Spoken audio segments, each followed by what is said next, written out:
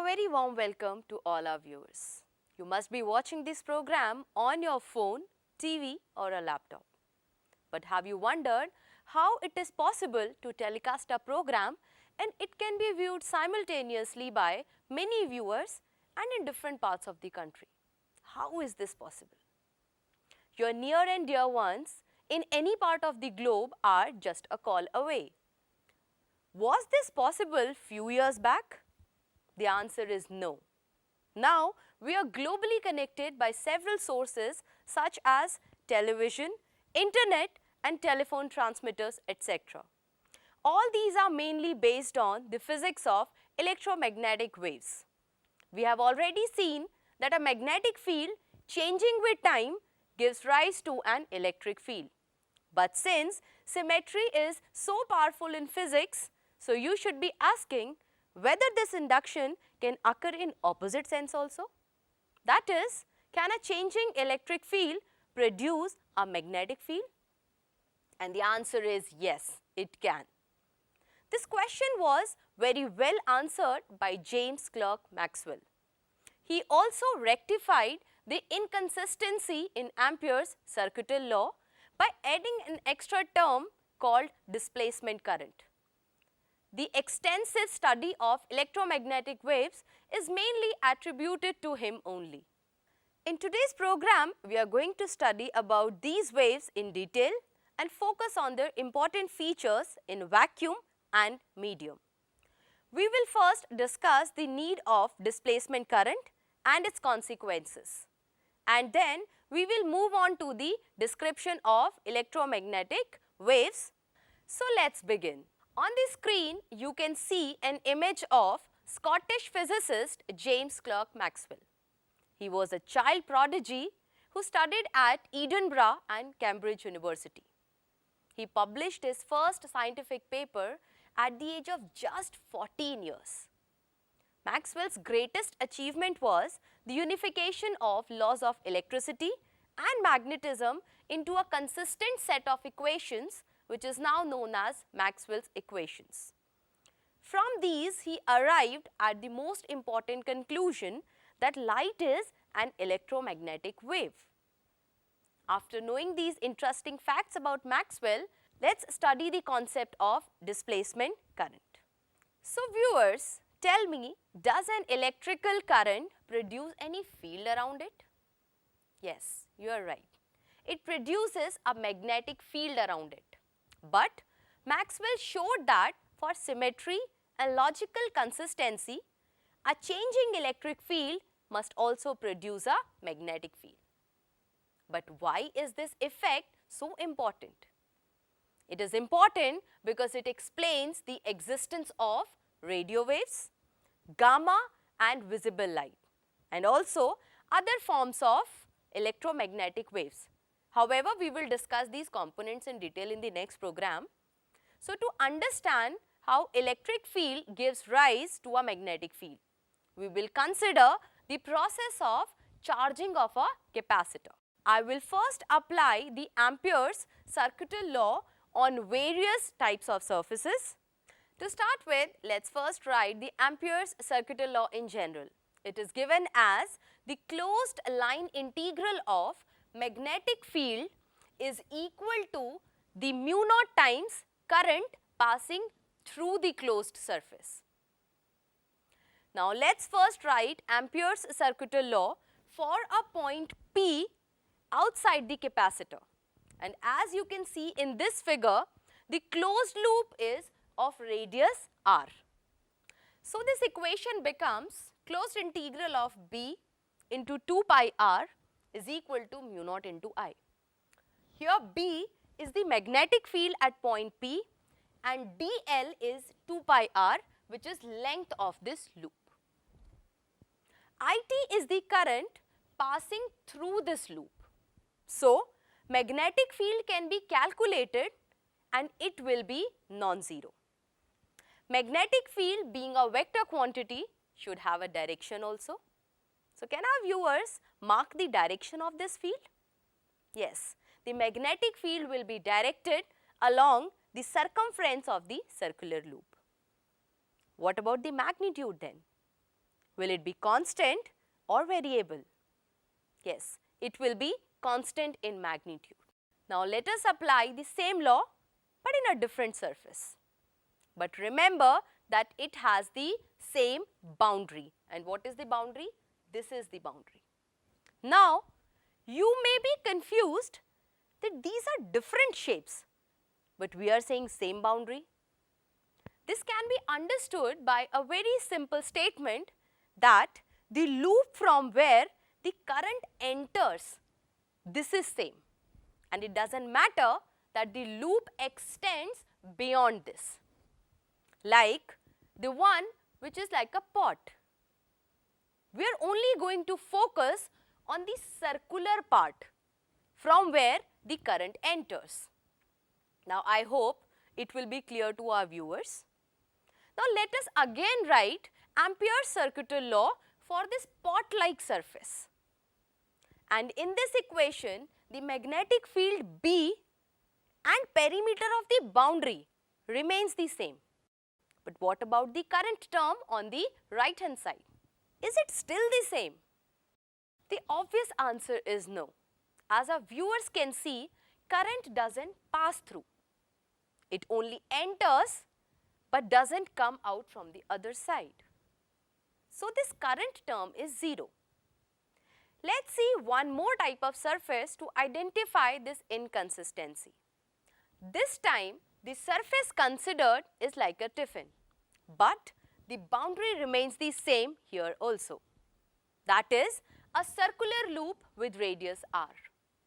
In this case, the current passing through the loop is again 0, which means magnetic field at point P must be 0. But do you see the contradiction in the calculation? When magnetic field is calculated in the first case, it is non-zero. But when calculated by the other way, it is 0.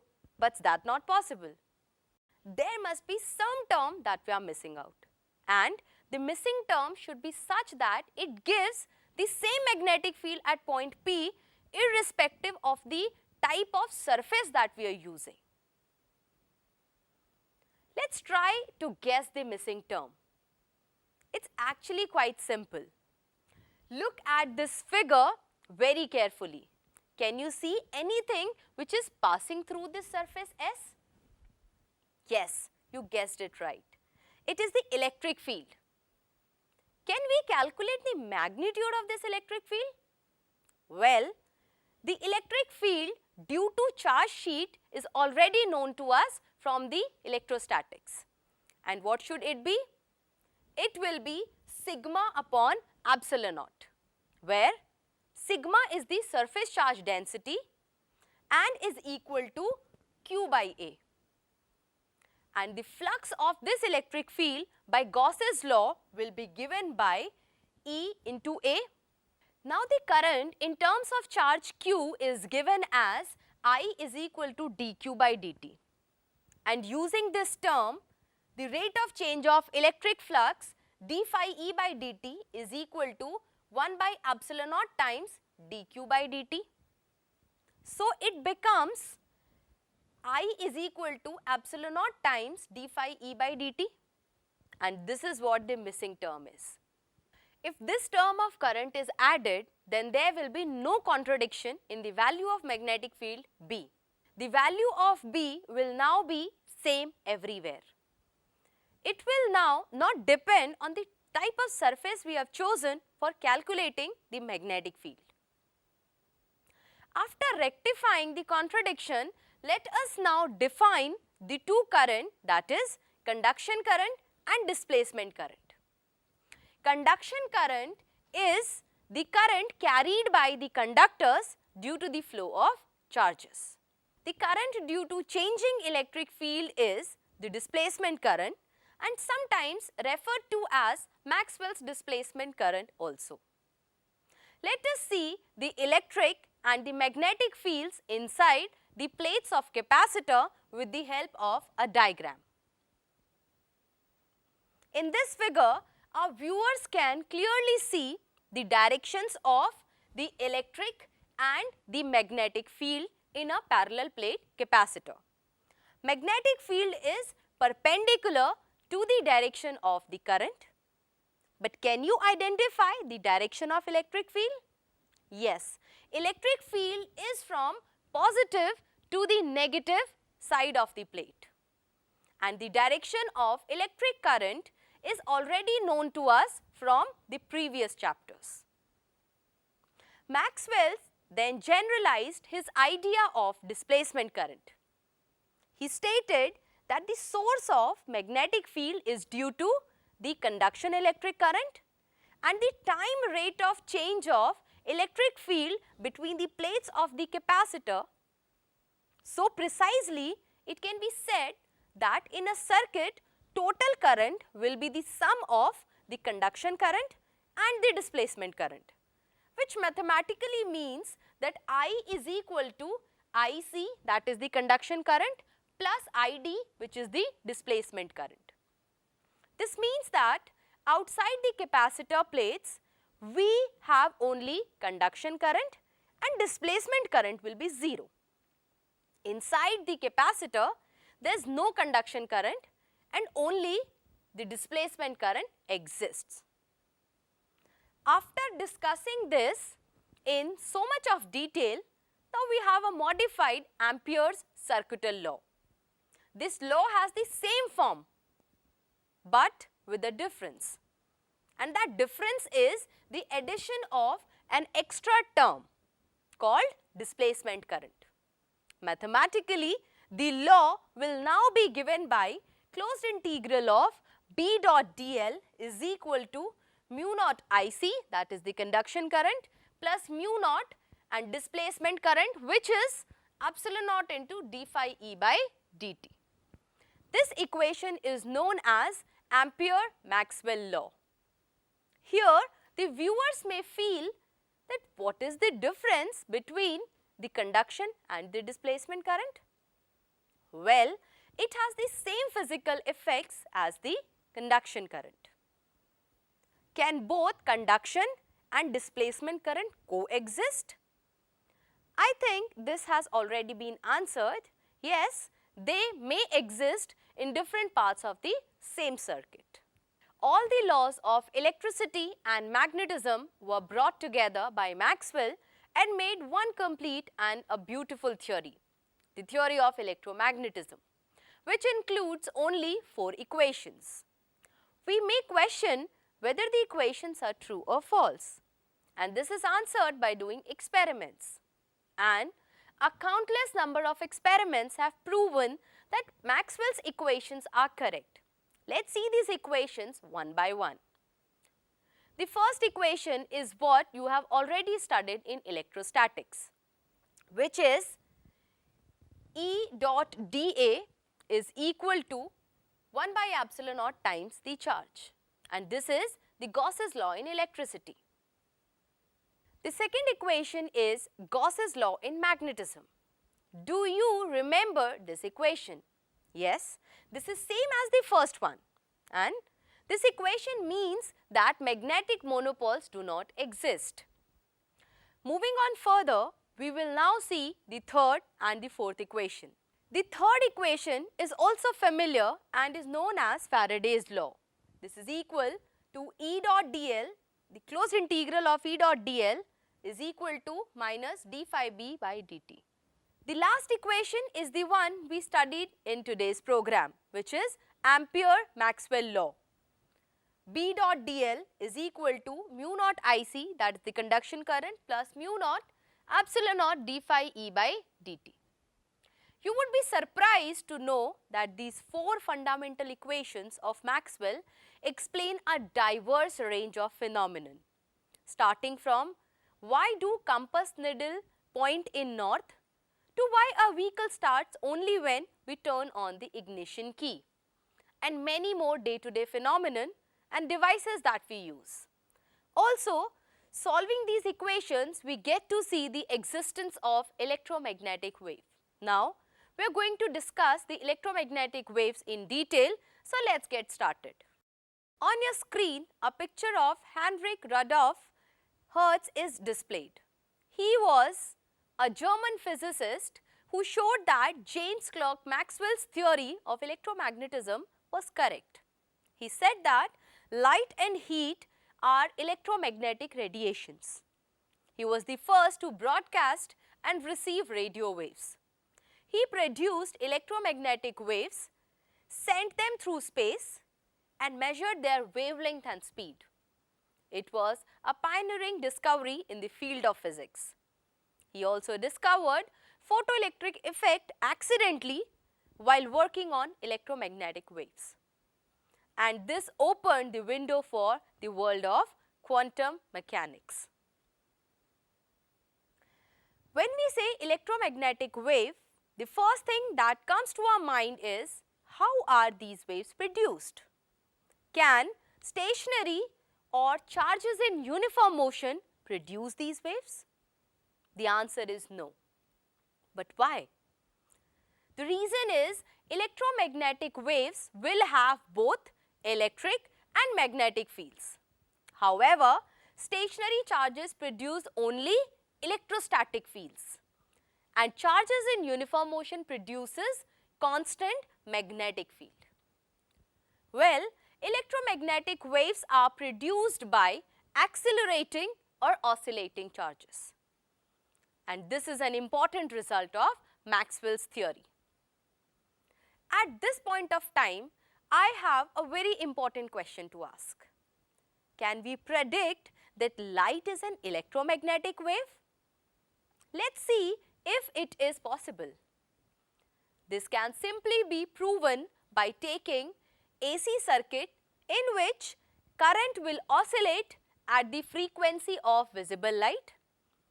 We may take light of any color, but it is practically possible to have current with such high frequency. The obvious answer is no. We have a maximum frequency of current oscillation at 10 raised to the power 11 Hz only. So, for this experimental demonstration, we have to move to this frequency range. Only radio wave region can be demonstrated experimentally. Let's now study the nature of electromagnetic waves. The first and the foremost feature of electromagnetic waves is that electric and magnetic field vectors are perpendicular to each other. And can you think of a possible argument to this? Yes, you understood it right. It will be appropriate to say it from our previous discussion of displacement current, and from the diagram it is clearly visible that electric and magnetic fields are perpendicular to each other. Let us now try to write the equations of the electric and the magnetic field. Electric field E is equal to E naught sine kz minus omega t. From the equation, we can see that electric field acts along the positive x-axis, magnetic field along the positive y-axis. Can you identify the direction of propagation of the wave? Yes, you got it right. It is along positive z-axis. From the diagram, can you see if there is any phase difference between the electric and the magnetic field? It's pretty evident that there is no phase difference between these two vectors as they achieve their maxima and minima simultaneously. However, they are in perpendicular planes. You may be curious to know the terms K and omega. You have already studied these in class 11th also. K is equal to 2 pi by lambda, and it is called as the wave vector or the propagation vector. The direction of K gives the direction of wave propagation, and the speed of the wave propagation is given by omega by K. I have a simple task for our viewers at this point. Try to find mathematically how we get the speed of wave propagation as omega by K. Moving on to the next feature, by Maxwell's equations, the magnitude of the electric and the magnetic field vectors are related as B naught is equal to E naught upon c, and the c is speed of light. The speed of light in vacuum c is equal to 1 upon under root mu naught into epsilon naught, and this is the speed in vacuum or in free space that I just told you. Now we will discuss some more features of electromagnetic waves. To begin with, electromagnetic waves are self-sustaining oscillations of electric and magnetic fields. This means that no material medium is required by E and B for their oscillation. Electromagnetic wave travels fastest in free space, but we can calculate its speed in a medium also. The expression of the speed or the velocity of light in a medium, it is given by V is equal to 1 upon under root mu into epsilon. Here mu is the permeability of the medium and epsilon is the permittivity of the same medium. This implies that velocity of light depends on the electric and the magnetic properties of the medium. Another question arises here, which is very important. Do electromagnetic waves carry energy and momentum like other waves? The answer is yes, they do. This is already known to us from the previous chapters that electric and magnetic fields have energy density in free space. Can you recall the amount of this energy density? I leave it up to the viewers to look for the expression of these energy density. Now let's see how much momentum will be transferred to a surface. Now you may ask whether the surface where radiations are incident is reflecting or absorbing. So the momentum will be different for different surface. I'll tell you one expression and you'll have to find the other. The magnitude of total momentum delivered to a completely absorbing surface is P is equal to U by C. Here U is the total energy transferred to the surface in any time t. But what if the surface is completely reflecting? Our viewers should try to find the answer to this question. Let us define one more term, that is radiation pressure.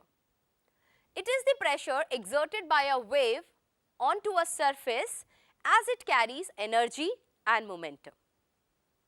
Now let me ask you a question for better understanding of this term radiation. When sun shines on your hand, electromagnetic wave is being absorbed, but can you feel the pressure being exerted on it? Okay, so let's take it this way.